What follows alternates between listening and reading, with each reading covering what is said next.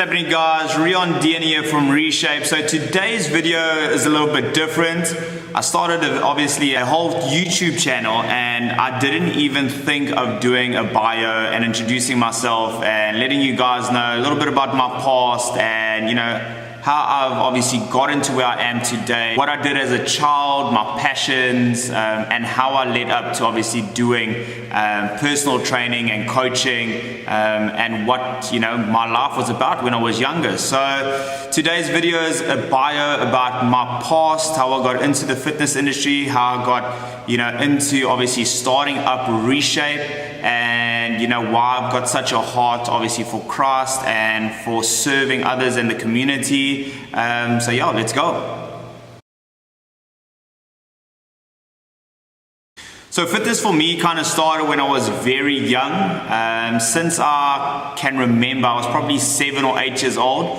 I was a rugby player. My dad, obviously, I think he was a big rugby fan when he was younger and growing up and through his life. So he made myself and my brother, obviously, the first sport he wanted us to obviously thrive in and be a part of was rugby. So I remember at 7 or 8 years old, I started playing rugby and I was pretty good with rugby my entire life. It was my passion, it was my everything. It turned into, obviously I wanted something to do for the rest of my life.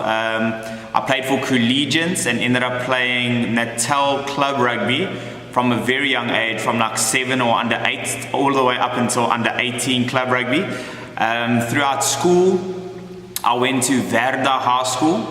It was an Afrikaans school in Queensborough. I remember in standard 5 or standard 6, we got a bursary to go to Glenwood. We were one of the very first, myself and my friend Jean Swart, was one of the very first guys that ever got like scholarships to go to a different school to play rugby.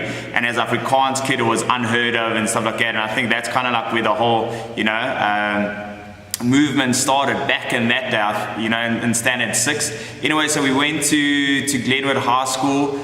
I played rugby there, still obviously played Natal club rugby. I ended up playing first team there for 3 years, so standard 8, standard 9 and matric. Ended up playing Craven Week and also under 18 club rugby Natals. I remember I never did gym or anything like that. My brother was big into bodybuilding and stuff like that, and I was completely oblivious. I didn't even know what my brother really did back then. We weren't like the closest of closest. We always swam competitively, and he did obviously a lot of sport growing up, and he got injured and then started doing bodybuilding, but I never really knew he was the best bodybuilder in the country or one of the top athletes at that time. I was so like in my own world doing my own thing as a rugby player at that age, and it's probably pretty common being in your own little space and as a teenager. Anyways, so I remember the World Cup rugby came to South Africa. I think it was under 19 or under 18, I can't remember what it was. Anyways, so there was an England rugby team that played and practiced at our school at Glenwood High School, and I remember my dad always asking questions about it, and he was like, where are these guys staying? And and he'd always come watch. My dad is our biggest support. He watched every single game since I was a very young baby, obviously 8, 9 years old, trying to run around trying to even catch a ball. Him and my mom supported everything that we did. So we obviously did a lot of sports, like I said. We were big swimmers, athletics, but rugby was my thing. And I remember we had the World Cup, and my dad actually put a tape, like a cassette, I think it's a VCR tape together, and without me even knowing, he gave it to the England rugby coach at that time. He actually went and found out where they stayed in a hotel. I think it was still a Holiday Inn on the beachfront. And I remember we went there and I didn't really know what it was for or anything like that. And my dad actually gave the head coach like a tape of me playing rugby, stuff that he's recorded and videoed and stuff like that. Anyways, I didn't even know anything about it. A few weeks later actually, I got my dad got a phone call and an email saying, listen here, they would like me to come over and play rugby. There's an opportunity to play obviously for a club called Newbury. Newbury was a National 1 club at the moment of time.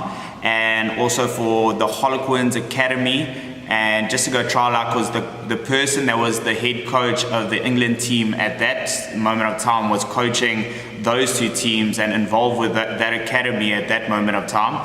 And this was like 2003 I matriculated, so it was the next year, 2004. So anyways, packed my bag, went to England, played rugby there for 2 years at a pretty high level. So I did Craven Week, played first team, and then went over to England and played rugby at Newbury. I played for their second team and for their first team, their open teams, as when I was 19. So it was the adult team, and then I also played England counties. So you would it would kind of be like the Natal selection or something like that for like whatever. So I did under 19 counties and under 20 counties, and I played there 2 years, and I captained the side when I was under 20 for England counties. Played for Harlequins Academy a few games. Obviously we were involved there with a few, obviously with my coach being their assistant coach. And 2 years went past. At the time of my life, played very, very great, awesome, passionate rugby there. And I started up getting pains and cramps in my legs, I remember still, and we didn't quite know what it was. And I remember we had to come home to South Africa after 2 years, and I was gonna go back for another 2-year contract with obviously Newbury and England counties and whatever the future might have held then. And I couldn't get these pains out of my calves, and we ended up going to the doctor and getting it checked out. And basically what it was, they tested for compartment syndrome, and basically they tested the mercury levels in my blood, put a big needle in it, made me run around a little bit, and it was, at that time the doctor said it was probably the highest he's ever seen someone with, obviously, compartment syndrome, the worst case of compartment syndrome. Anyways, long story short, went up for operation, got bilaterally both calves obviously cut open, and I had to be off my feet for an entire month thereafter. And I think after that, just everything, just like my motivation went away, the opportunity to go overseas came and went, because it was like you needed to make that decision very quickly. I ended up falling out of it, I think it is, completely. I think, with rugby in these days, it's like, you're either able to get back on it and it's your passion. And I always loved rugby to play it, but I was never disciplined enough to be do rugby training the way you should. I was never a big runner or a fitness guy or anything like that. And I would play obviously with my own passion and my natural talent, and it only took me so far. But I don't think I had the heart and the love to be take it that next level, especially after being injured and stuff like that. My rugby career ended then. I remember before that, I think I came back and I actually still played a few games, first team for what's the name, a few years first team for Collegians, and also I think it was Harlequins for 1 or 2 years.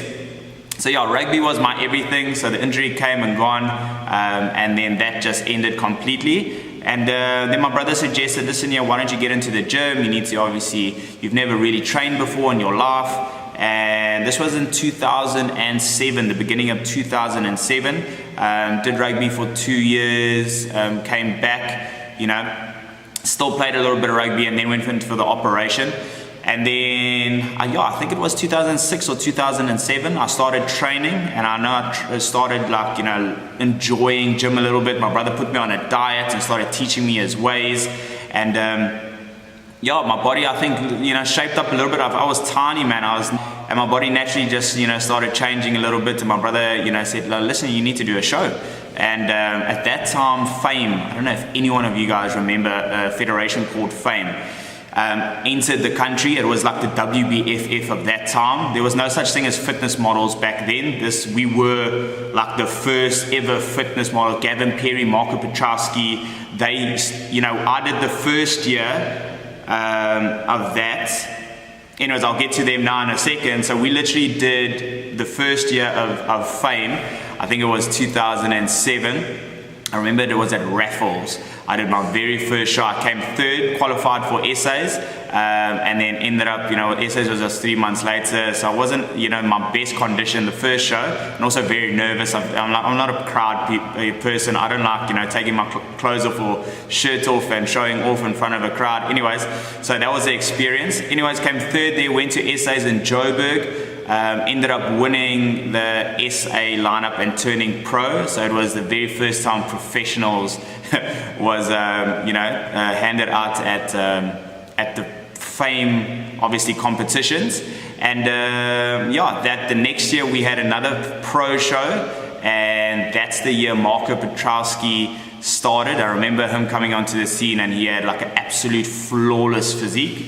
Unbelievable shape. And then Gavin Perry also did that show. I remember Marco won it, Gavin came like fourth, but unbelievable. You know what I'm saying? No one really, was at that level, even back then, with those two athletes. So those are two guys I really admired. So that was the year after I turned pro. We did a pro lineup there. I didn't place, I think I placed just behind Gavin. But he was far superior than I was, structurally, muscle maturity, his condition was just unbelievable in real life, and Marco was just, outsized majority of the field, like, that chest, those abs, and his unbelievable arms. I remember thinking, yes, this kid is unbelievable. Anyways, so, and then Fame, ended for me there. My brother said, listen, you need to start doing bodybuilding. Fame it's come and gone. I don't think it even lasted the next year. And so my IFBB novice, obviously, preparation started. 2009, I did my IFBB novice year. And in the interim, obviously, now I was studying to obviously do personal training, through ETA college, and I was, doing my IMM, obviously, degree through varsity college.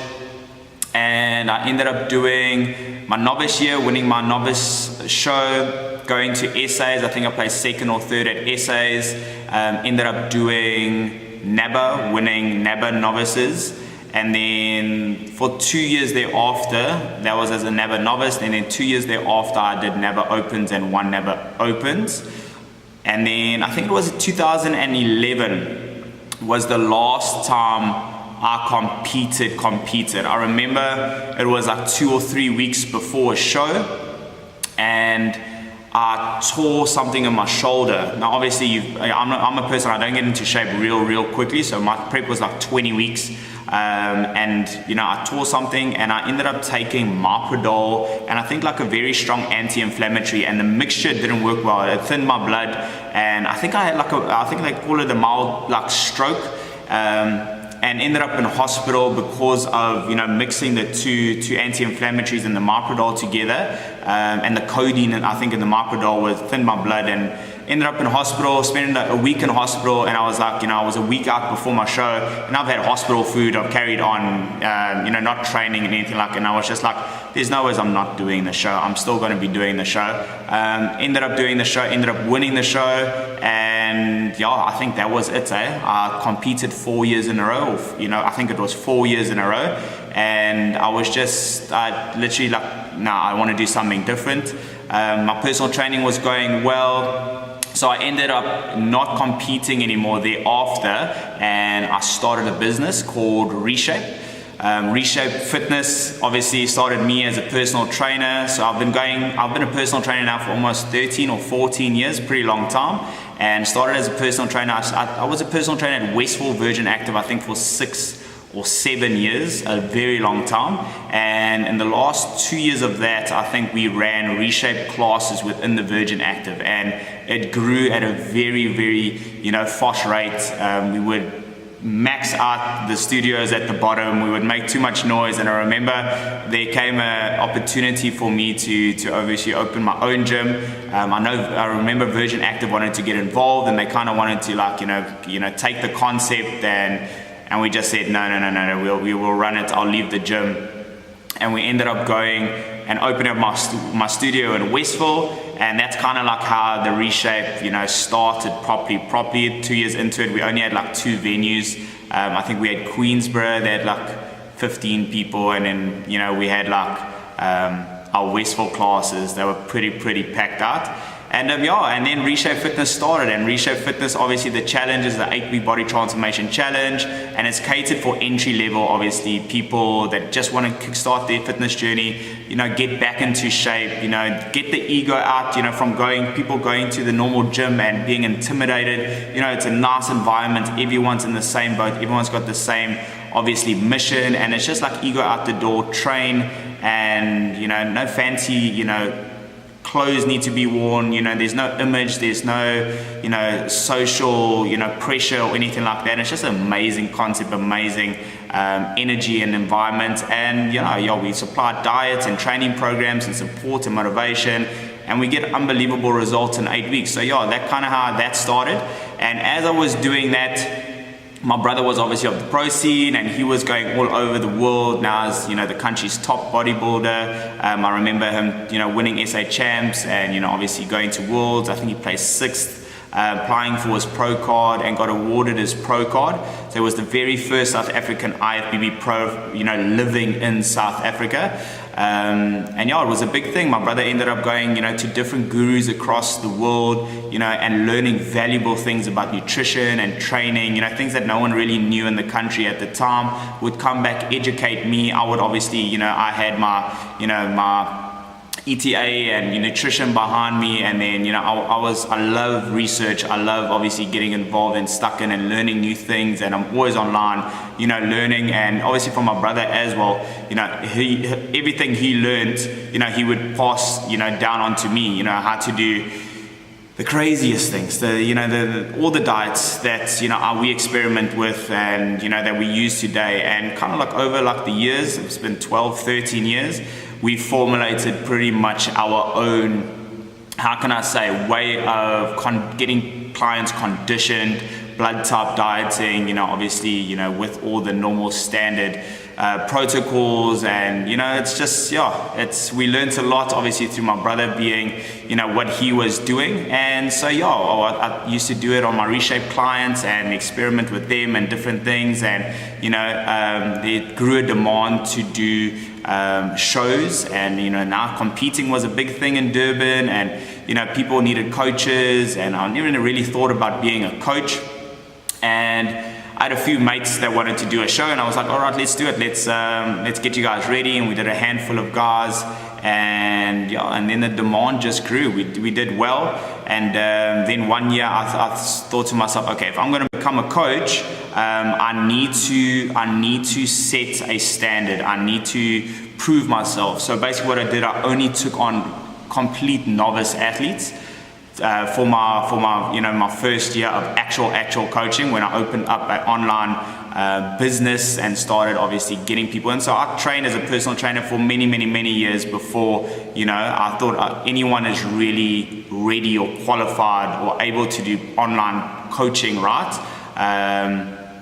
And then we took on novice athletes, and we ended up winning multiple Natal shows and SA champs. In our first year, we turned 2 bikini ladies into pro athletes in the NABA circuit, and we just did really well. And I think my forte is definitely fitness bikini and bikini girls, and men's physique guys with a handful of bodybuilders. I mean, if there's one thing we know how to do is condition people, and then it just grew from there.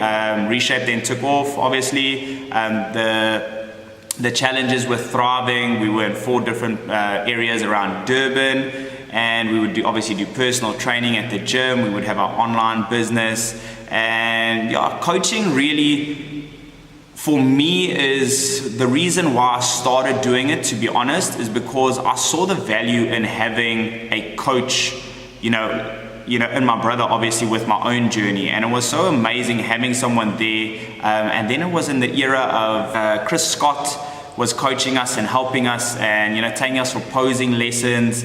And it was just such an amazing time to have a support structure around you. And it just helped a lot, And for me, personally, after I competed, you would just get so much negativity, within the industry, people hating on each other, the wrong things going around, drugs and, just misleading people, taking advantage of people, hurting people, in the long run, obviously with hormones and their bodies by giving, and handing out the wrong, obviously information. And it's just a crazy industry. It's far darker than people, let it be known. And yeah, I just thought, purpose for me is obviously to plant a seed and bring a different light and, help people get to a goal in a healthy and right and safe way.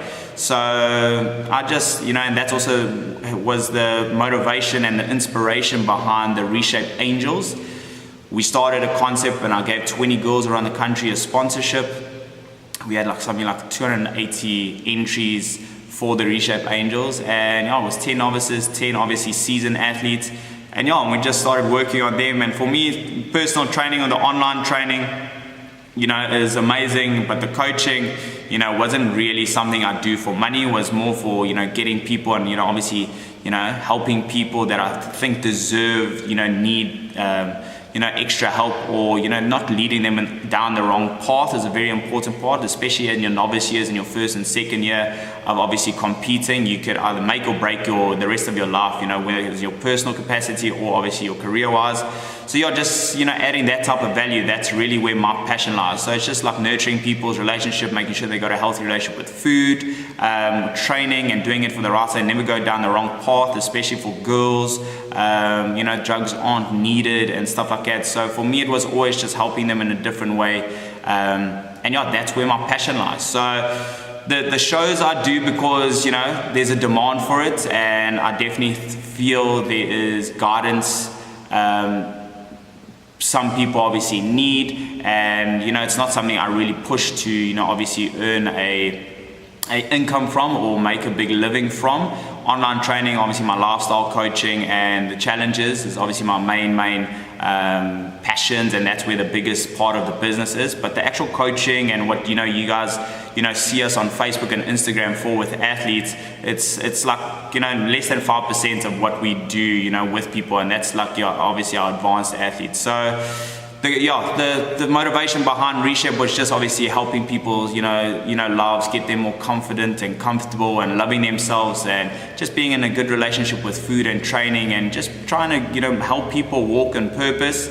Obviously found God along the way, through my brothers, obviously his journey, and once that happened, it's everything just made more clear, my purpose. And I feel passion in life is something that you take, a skill that you take, and you earn a living from it. And that's what personal training is, and online training and the challenges is. I will use my skill to make a living helping people, but I think a purpose is something far more deeper, far more meaningful. It's for me, it's trying to help people, motivate them to believe in themselves and to walk in purpose in their life, plant a seed, and show them God's love and the things and the acts and the service and the love I give to them through my actions.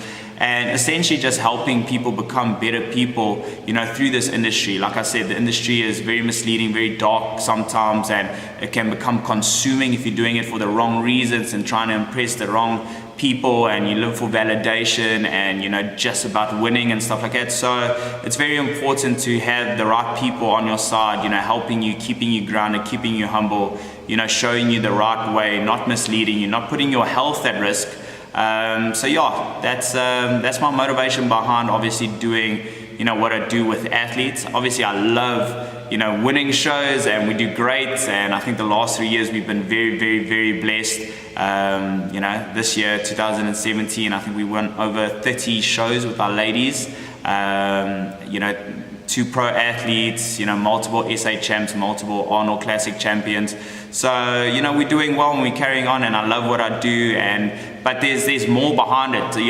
Winning and stuff like that, it's all because of God. It's all because we are favored. It's all because we have a foundation as a team that is, a higher purpose than ourselves. And of course we get a lot of hate for what we do, but it is what it is, what I'm saying. So that's a little bit more about me. Like I say, for now, all I do really, I've got a charity organization called CrossFit is also one of my huge passions, also part of my purpose. So over and above what we do with the RiShape challenges, obviously what we do with the online training, the one-on-one training, and the athlete obviously coaching and stuff like that, we've got like I say, a charity organization that's called CrossFit.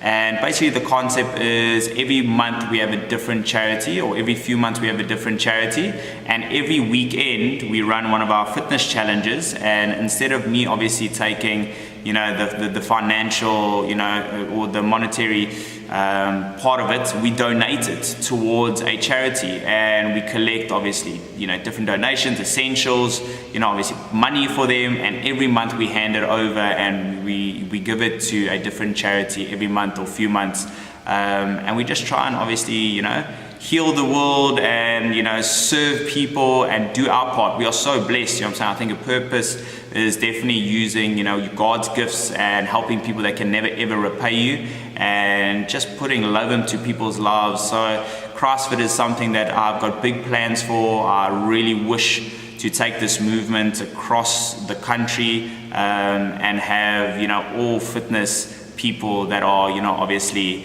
of faith, that want to obviously help people, you know, get involved to serve one obviously bigger purpose, and that's helping, you know, the less fortunate and stuff like that. So yeah, so CrossFit is a big passion of mine. So yeah guys, that's pretty much it. So from playing rugby all my life, getting injured, falling in love with obviously personal training, using my marketing background obviously to run a business, to start a business called RiShape, then fell into, you know, the whole coaching thing online through just purely demand, and then, you know, using all, you know, the experience my brother, you know, obviously taught me, and then obviously, you know, what I've obviously studied myself, and then online, and all my, you know, years of obviously experience and research, you know, now we do what we do, and it's a big passion, and we are very blessed. So yeah, thank you for your support, thank you for being a part of our movements, for my clients, you know, appreciate you guys so much. Everything we do is out of love, and it's to serve you guys, and yeah, we've got big plans, you know, moving forward.